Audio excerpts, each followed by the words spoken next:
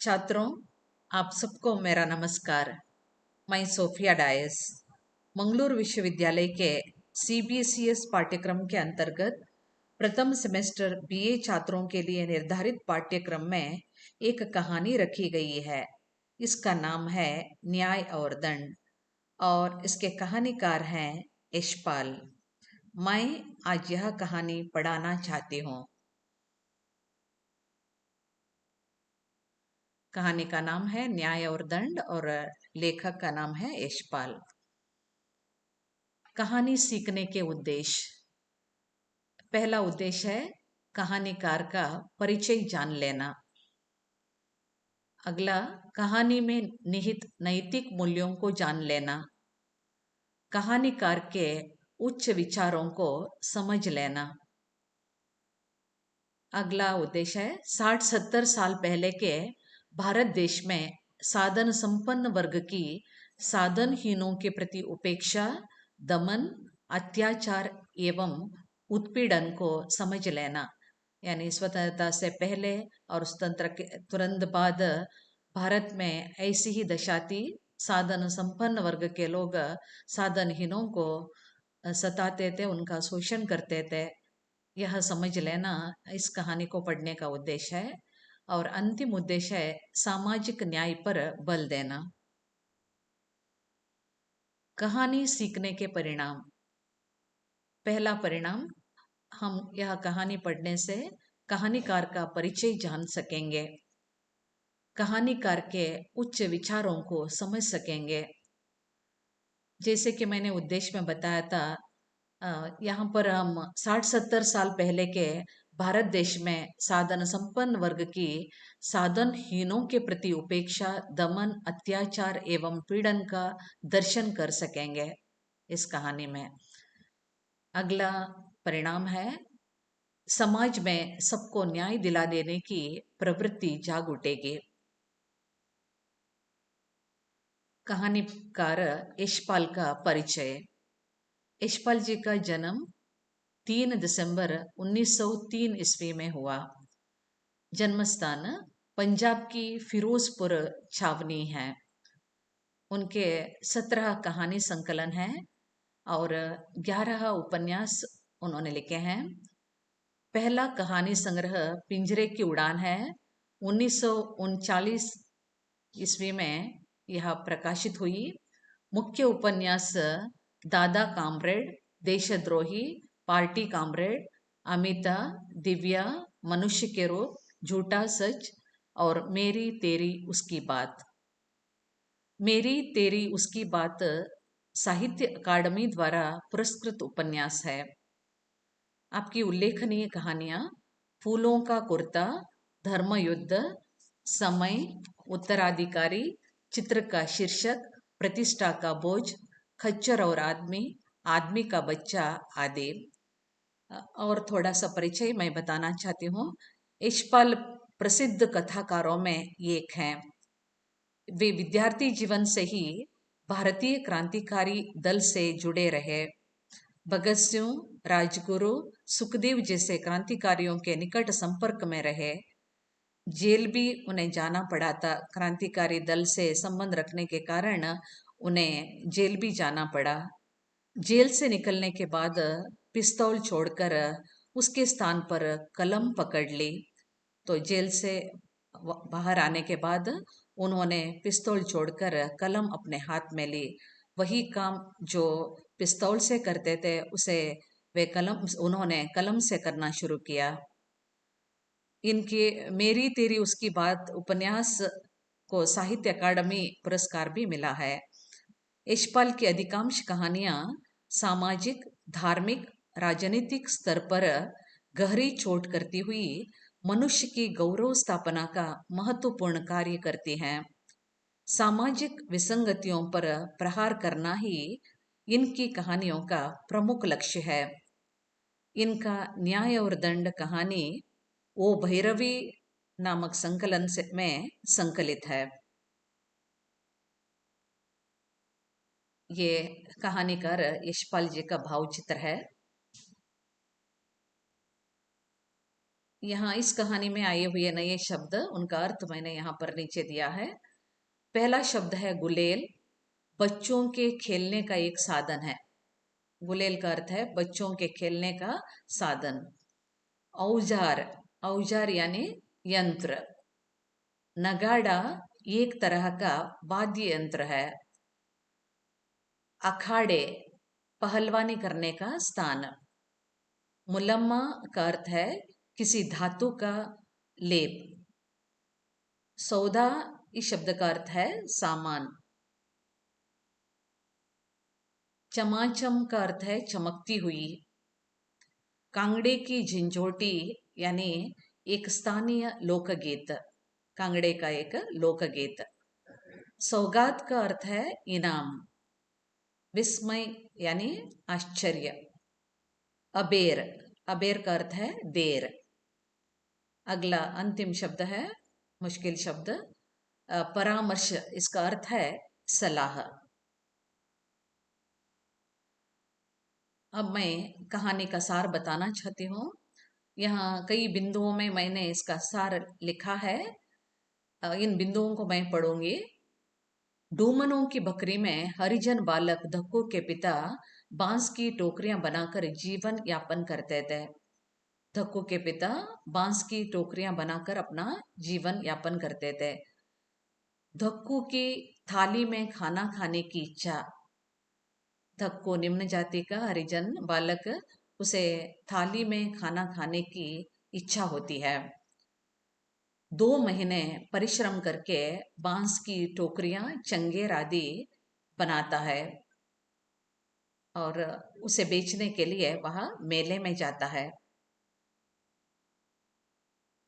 कहानीकार का मेले में धक्कू से मिलना। कहानीकार यशपाल का मेले में धक्कू से मिलना, यानी कहानीकार यशपाल धक्कू से मिलते हैं। धक्कू द्वारा कांसे की थाली खरीदना। मेले में वह कांसे की थाली खरीदता है। कांसे की थाली खरीदने की बात कहानीकार द्वारा मामी को बताना और मामी का आश्चर्यचकित होना। यह बात मामी को यशपाल बताते हैं और मामी इसे सुनकर बहुत ही आश्चर्यचकित होती है कि एक डोमन बालक, एक हरिजन बालक ने कांसे की थाली खरीदी है। थाली खरीदने का विषय मामी द्वारा मामा को बताना। मामी मामा के घर आते ही यह विषय मामा को बता देती है। मामा का थाली के विषय में परामर्श करने के लिए मुखिया के पास जाना। तो यह थाली जो निम्न जाति के बच्चे ने, धक्कू ने खरीदी है, यह इसके बारे में मामा विचार विमर्श करने के लिए, परामर्श करने के लिए मुखिया के पास जाते हैं। कहानी का सार इस प्रकार है। इस कहानी में साधन संपन्न वर्ग की साधनहीनों के प्रति उपेक्षा, दमन, अत्याचार का चित्रण किया गया है। इस कहानी का शीर्षक ही व्यंग्यात्मक है। इस कहानी में सामाजिक न्याय के खिलाफ जाने वाली व्यवस्था का विरोध किया गया है। न्याय और दंड। एक पहाड़ी जिले के एक गांव की कहानी है। लेखक एक बार छुट्टियों में अपने मामा के यहाँ चले गए।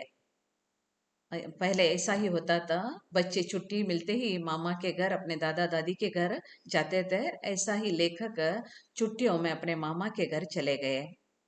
वहां रहते समय अपना खाली समय काटने के लिए एक गुलेल बनाने का विचार उनके मन में आया। वहां वे थे, तभी उसके मन में यह इच्छा हुई कि मैं एक खेलने का साधन बनाऊं। तो यह विचार उसके मन में आया। बांस काटने और छीलने के लिए घर में औजार न थे। वह गुलेल बनाने के लिए जो यंत्र चाहिए, जो वेपन चाहिए, वे उसके पास नहीं थे। औजार मांगने के लिए डोमनों के घर में दक्कू के यहाँ गए। तो औजार मांगने के लिए वह डोमनों की बकरी में दक्कू के घर गए। डोमनों की बकरी में जाकर मालूम हुआ कि उस दिन धक्कू मेले में बांस की चंगेरी, पिटारियां और टोकरियां बेचने के लिए गया है। धक्कू वहां पर मेले में गया है, यह विचार यशपाल को वहां जाने के बाद पता चला।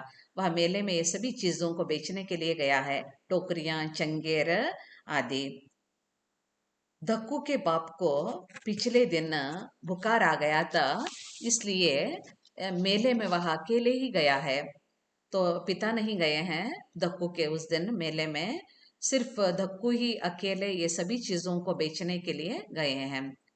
लेखक को धक्कू से पुराना परिचय था। हमेशा वे छुट्टियों में यशपाल जी अपने मामा के घर जाते थे, इसलिए उस गांव के धक्कू से उन्हें बहुत ही परिचय था। बचपन में उसके साथ गुल्ली डंडा खेलते थे। धक्कू एक डूबने का लड़का था। किसी के यहाँ जानवर मर जाने पर उसे ले जाना या बोझ पहुंचाना ही डूबनों का काम था। हरिजन निम्न जाति के होने के कारण उनका काम, यदि कोई जानवर मरता है तो उसे ले जाना या बोझ पहुंचाना उनका काम था। डूमने मालिकों की जमीन पर खेती करते तो फसल का 1/3 भाग ही उनका होता था। यानी फसल का सिर्फ 1/3 भाग उन्हें मिलता था और 2/3 जमींदार को या मालिक को देना पड़ता था। कष्ट उठाते थे वे निम्न जाति के लोग, लेकिन पूरा का पूरा फायदा या जो कुछ फसल मिलता था वह उन्हें नहीं मिलता था। भोगने के लिए उन्हें सिर्फ 1/3 ही मिलता था। इस तरह उन दिनों में निम्न जाति के लोगों की स्थिति थी। लेखक भी दिल बहलाव के लिए मेले में चल दिए। अपना मन बहलाने के लिए वे भी मेले में गए। मेले में नगाड़ा बज रहा था। जैसे कि मैंने बताया है आपको, नगाड़े का अर्थ है म्यूजिकल इंस्ट्रूमेंट, एक तरह का वाद्य यंत्र। वहां कई छोटी छोटी दुकानें थी। एक तरफ 3 डोमने चंगेरे और टोकरियां लिए बैठे थे। मेले में एक जगह पर यशपाल देखते हैं कि 3 डोमने चंगेर, टोकरियां आदि लेकर बैठे थे बेचने के लिए। धक्कू भी इन्हीं में था। धक्कू भी उनके साथ बैठा हुआ था अपनी चीजों को लेकर उसे बेचने के लिए। धक्कू की पिटारियां और टोकरियां अच्छी थी। डोमनों में उसी का सौदा पहले बिक रहा था। तो 3 डोमने वहां पर बैठे थे, लेकिन धक्कू की चीजें अच्छी होने के कारण सबसे पहले उनकी ही चीजें बिक गई। लेखक धक्कू के साथ साथ में घर जाने की बात कहकर मेला देखने निकले। तो वापस आते वक्त लेखक धक्कू के साथ आना चाहता था। यह बात उन्होंने धक्कू से कह दी और वहां मेला देखने के लिए गया। चौथा पहर लगते लगते धक्कू लेखक को ढूंढता हुआ आया। उनका उनकी सभी चीजें बिक गई थी, इसलिए वह धक्कू लेखक को ढूंढते हुए आया। उसके हाथ में चमाचम एक कांसे की थाली थी। एक चमकने वाली कांसे की थाली थी धक्कू के हाथ में। उसका सौदा बिक चुका था। उसकी सभी चीजें, टोकरियां, चंगेर आदि बिक चुकी थी। उसने कई चीजें खरीद ली थी। तो बेचने की वजह से, सभी चीजें बिक जाने की वजह से उसके हाथ में रुपये आ गए थे। उन्होंने कई चीजें खरीदी लेते। उस थाली के लिए 4.5 रुपये दिए थे। कांसे की थाली के लिए धक्कू ने 4.5 रुपये दिए थे। धक्कू ने लेखक से कहा, मालिक, मेरा बड़ा जी था थाली में खाने का। धक्कू यशपाल जी से बताते हैं कि मुझे थाली में खाने की बहुत बड़ी इच्छा थी। कभी थाली में नहीं खाया, मैंने कभी भी थाली में नहीं खाया और मुझे थाली में खाना खाने की बहुत बड़ी इच्छा थी। इतनी बड़ी चीज कभी नहीं खरीदी थी मैंने, इतनी मूल्यवान चीज कभी नहीं खरीदी थी। मालिक, पूरे 2 महीने की कमाई है। पूरा 2 महीना मेहनत करके मैंने ये सभी चीजें, टोकरियां, चंगेर आदि बनाई और इससे मुझे जो रुपये मिले हैं उनसे मैंने यह थाली खरीदी है। मेले से वापस आते वक्त धक्कू थाली बजा बजा कर कांगड़े की झिंझोटी गाने लगा। कांगड़े का एक लोकगीत गाने लगा। उसका स्वर बहुत ही मीठा था, बहुत ही मधुर था, बहुत ही मधुर स्वर में वह गाता था। सूरज डूबने के एक घड़ी बाद ही दोनों गांव लौटे। मामा ने मजाक किया आते ही यशपाल से, भांजा लाहौर में रहता है, इतना पढ़ लिख गया है, पर मेला देखने का शौक अभी नहीं गया। देखें तो मेले से क्या सौगात खरीद कर लाया है। मामा पूछता है कि क्या सामान सौगात गिफ्ट लेकर आया है हमारे लिए मेले से। तुम्हारे पहाड़ी मेले में मेरे खरीदने लायक हो ही क्या सकता है। तब वे उत्तर देते हैं यशपाल की, तुम्हारे देहाती मेले में हमारे लिए हमारे खरीदने योग्य क्या चीज है। मैंने उत्तर दिया और आंगन में बैठकर धक्कू से सुनी झिंझोटी गुनगुनाने लगा। तो उन्होंने कहा कि हमारे लिए वहाँ खरीदने योग्य कोई चीज नहीं मिली, ऐसा कहकर वह वह झिंझोटी गाने लगा। मामी ने फिर बोली मारी, मालूम होता है किसी छोकरी के पीछे मेले में गया था। मामी कहती है कि किसी लड़की के पीछे गया था। किसी की नैन कटारी लग गई है क्या। हाँ, उम्र भी तो हो आई है, यही तो वक्त है बेचारे का। ननंद को संदेश भेजूंगी भाई। वह यशपाल जी का मजाक करते हुए कहती है कि मैं ननंद से यह बात कह दूंगी। मैंने सफाई दी, यह तो धक्कू रास्ते में गा रहा था। तब यशपाल ने मामी से कहा कि ये गीत यशपाल गा रहा था रास्ते में। मेले में उसने कांसे की थाली खरीदी है, और उन्होंने यह विषय भी बता दिया कि धक्कू ने मेले में कांसे की थाली खरीदी है। रास्ते भर थाली बजा बजा कर गाता आया। क्या गला है, बहुत अच्छा लगा, बहुत अच्छा गाता है धक्को, मुझे बहुत ही अच्छा लगा।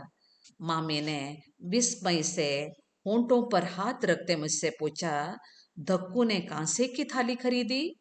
उसे तो यह जानकर आश्चर्य हुआ कि निम्न जाति के लड़के ने यह कांसे की थाली खरीदी है, तो उसे बहुत ही आश्चर्य हुआ। लेखक की बात सुनकर मामी आश्चर्यचकित हो गई। मामी ने कहा, धानुक डूबने कांसे की थाली में खाने लगे तो ठाकुर ब्राह्मण क्या मिट्टी के बर्तनों में खाएंगे। उन्होंने पूछा, यदि ये निम्न जाति के लोग कांसे की थाली में खाएंगे तो उच्च जाति के ब्राह्मण लोग क्या मिट्टी के बर्तनों में खाएंगे। हमारे गांव में ऐसा अनर्थ कभी नहीं हुआ। मामी ने कहा कि इस तरह का अनर्थ अनाचार हमारे गांव में अभी तक नहीं हुआ और न हो सकेगा। मामी ने मामा के घर आने के बाद धक्कू के थाली खरीदने की बात कही। मामी तो इसे सुनकर संतुष्ट नहीं हुई और मामा के आते ही उन्होंने यह खबर मामा को बता दी। मामा ने धक्कू को बहुत ही गालियां दी और वे गांव के मुखिया के यहाँ इस विषय में परामर्श करने के लिए चले गए। तो धक्कू को गालियां देकर वे मुखिया के पास इस थाली खरीदने के विषय में, यानी निम्न जाति के लड़के द्वारा थाली खरीदने के विषय को की चर्चा करने के लिए वे मुखिया के पास गए। संदर्भ ग्रंथ है कहानी गुलशन, डॉक्टर CM योहानान। यहाँ पर बहुविकल्पी प्रश्न है। पहला प्रश्न है, न्याय और दंड कहानी के लेखक कौन है। उत्तर है यशपाल। दूसरा प्रश्न, औजार मांगने के लिए लेखक किसके घर गए। चार उत्तर हैं, ठाकुर, मुखिया, धक्कू और साहूकार। उत्तर है धक्कू। तीसरा प्रश्न है, धक्कू बांस की चंगेरियां और टोकरियां बेचने कहाँ गया था। हाट, मेले, बाजार या दुकान। बी है इसका उत्तर, मेले। मेले में धक्कू ने क्या खरीदा। चांदी की थाली, औजार, चिमटा, कांसे की थाली। उत्तर है डी, कांसे की थाली। पांचवा प्रश्न है, कांसे की थाली खरीदने के विचार पर चर्चा करने लेखक के मामा किसके पास गए। मुखिया, ठाकुर, ब्राह्मण या राजपूत। मुखिया के पास गए। यहाँ पर आज का पाठ समाप्त हो जाता है। अगले क्लास में हम फिर मिलेंगे। तब तक के लिए नमस्कार, धन्यवाद।